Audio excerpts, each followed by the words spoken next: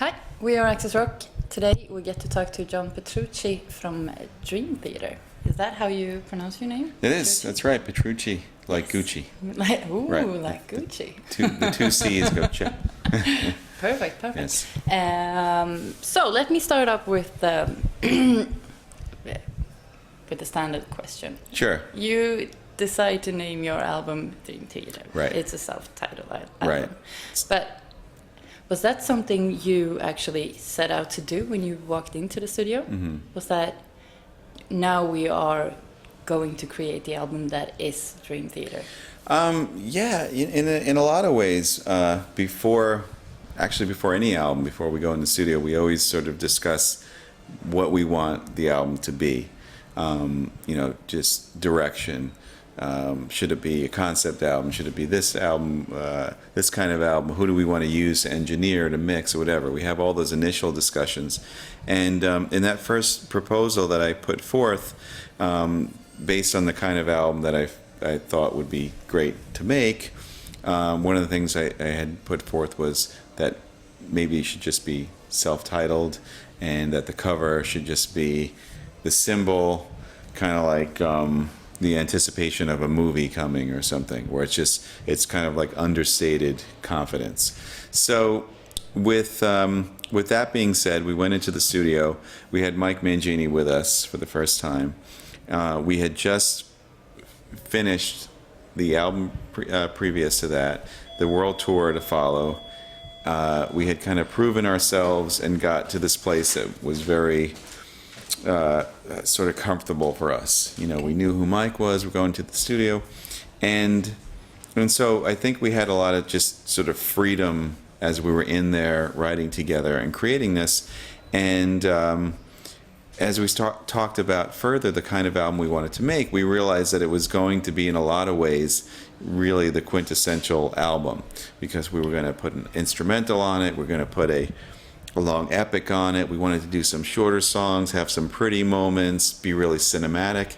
And the whole concept of having a non-name, of just creating that mystery, even though it's our 12th album, really started to sink in. And a few songs into it, maybe 4 songs or so, we had played them as they were for the record label and for our management. They didn't even have vocals yet. They were just, yeah. And we brought up this idea, and they were like, that's perfect. It's fitting, because it just had that, I don't know, that kind of power, that attitude to it. It's a very forward-sounding album. It's just confidence, like, here we are. So we're like, all right, that's what it has to be called that. Yeah, so it's kind of bold, but it made sense. Why not? And yes. Also, since this is the first album with Mike, maybe that kind of was a thing also to say, this is now Dream Theater. Yeah, I mean, that's a tricky thing, because we've been in this situation before with other members. The first album that James joined was Images a long time ago. The first album that Jordan joined was Scenes from a Memory. This is our second album with Mike, but the first one with him involved in the writing. So I guess you have to be careful with that concept, because you don't want to just erase everything in the past. No. So you can't just say, okay, this is really Dream Theater and all that didn't count. So we didn't want to do that. But I think it's that feeling of continuing to push what we do, and looking towards the future, that gives it that confidence as well. Because you don't want to ever have that feeling like you're done, or that it's not exciting anymore, or that you're complacent. So we wanted to put forth our energy. Okay. So by leaving the title out, it just creates a mystery. Yeah. Yes. The single, The Enemy Inside. Yeah. Would you say that is kind of, was it hard to choose the single for the album? Not really. And the funny thing about that song was that it wasn't written with single mentality at all. In fact, I was really surprised that people responded to it that way. When we wrote that song, we wanted to write something that was fast, heavy, technical, that was just really going to be something to grab people's attention, and that had a big chorus, and just almost had everything that we do in within 5 or 6 minutes. Exactly. right?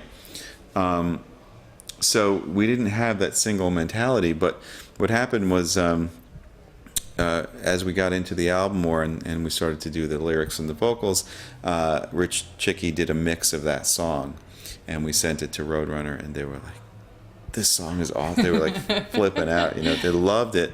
And it kind of like stuck. It really grabbed their attention. So the idea was like, well, it'll probably grab other people's attention too.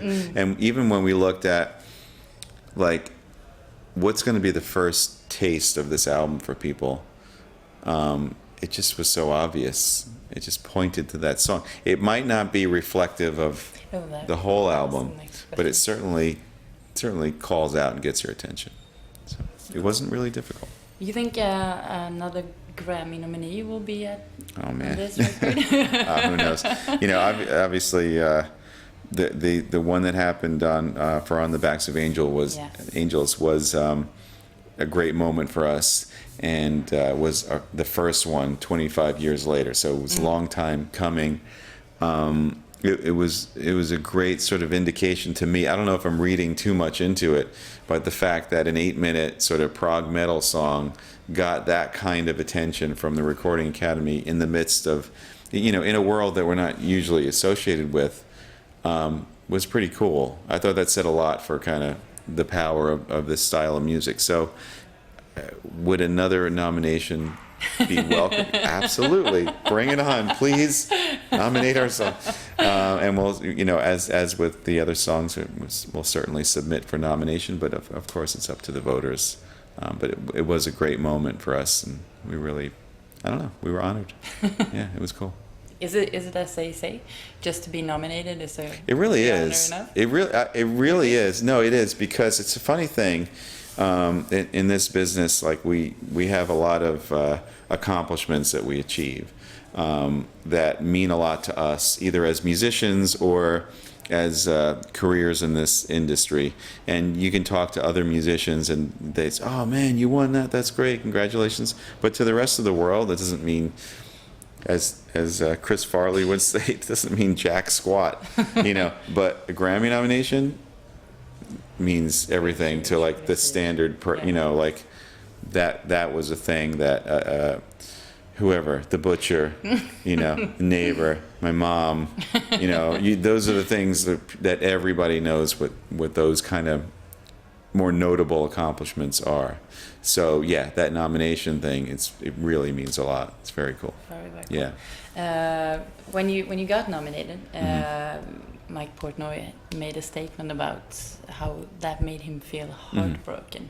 Did you ever think about taking him with you to the Grammys? No. Did you talk about it? No, we didn't talk about it. He's made quite few statements. Right.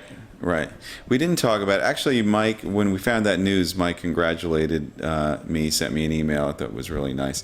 You know, at the time, and I guess it was past it a bit, but obviously when band members leave, it works out several different ways in history. I mean, sometimes it can get ugly, sometimes it works out smoothly, but no matter what the process, there certainly is that period where you have to kind of work things out. You know, once you get to the point where the person left, you have, you know, business to work out and legal things, and hopefully you get through it. You know, even if there's a little bit of tension, you get through it to where everybody's happy and everybody moved on. So we were certainly all at that point. Mike was at that point, and it was fine. You know, I think that it would have certainly been inappropriate, you know, to do that.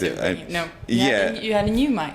We have a new mic, exactly, and the cool thing is that it was a very specific. The nomination was for a song. Sure. And that song was written, you know, on the record with Mike Mangini and A Dramatic Turn of Events. So to me, it was very significant of the power of that particular song. Yeah. Because I was thinking about that. Well, choosing a mic, because of your Steves and your Al's. Right.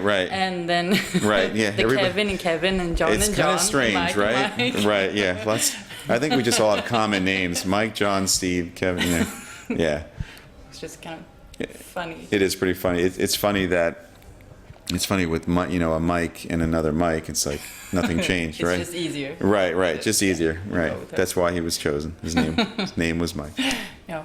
On the new record, the one we were talking about, released on 24th of September, my birthday. Thank you. Cool. What is your favorite song right now? My favorite song? I don't know. That's a hard one to say. If I had to play one song just to say check out our new album, it would be The Enemy Inside, just because of the energy of it. It doesn't reflect my mood at all times. Sometimes the one that really gets me is Along for the Ride. Okay. It's very different than the other ones, but there's just something about it that's kind of special. And then sort of the one that has it all would be Illumination Theory, but that's difficult to play for people because you need a good 22 minutes to sit there. Yeah. So it's hard. James has said this before. He's answered the same question. It's kind of like depends on your mood. What you're connected with, which I think is cool because it means that the album has some dimension. It's not just no. It definitely has a flow. And a journalist had pointed this out, and I'm stealing his idea in my interviews. And subconsciously, it's what we did, is that when you listen to the album, it feels like you're watching a show. It definitely has a beginning that pulls you in like a movie started, and then you got your popcorn. Your popcorn. Enemy Inside comes on, grabs your attention, and the album continues to go through a flow, and then has like a grand finale at the end. So, because of that, it definitely has some dynamic ups and downs. So really, it's hard to choose your favorite because it depends on what mood you're reflecting. Yeah. Which song would you say would be which song would the fans love? We're already sort all of it. Or? I hope so. I really hope so. We're already getting some feedback a bit. Now we've been doing promotion, and a lot of the journalists have heard our music, and some journalists are fans of the band, and they're kind of pointing out how Illumination Theory kind of is that fan track, and you know what? I think it's to be expected because it is very prog metal. It's very adventurous. It's long. It has all of the elements that we could do in that length of time. It's no holds barred. So that's probably going to be a favorite. That's my assumption, but you never know. Very cool. Yeah. Hey everyone, this is John Petrucci from Dream Theater, and you're watching Access Rock.